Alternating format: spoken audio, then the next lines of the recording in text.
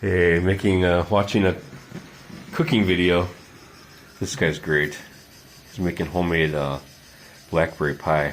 Mix the dough and everything in Azerbaijan. So I'm making some dessert too. I like watching this show. It's really relaxing. Good music and animals, and so let's see. We got our guy here. Ooh,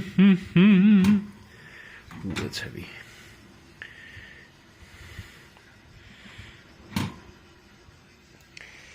Alrighty.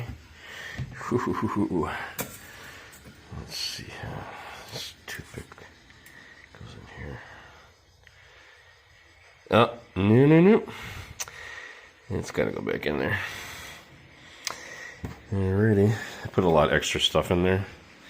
I have to say another probably 15 minutes. So what we got is a Betty Crocker Supreme triple chunk, raw walnuts, some of them, Toll House, and then when it's done, frosting.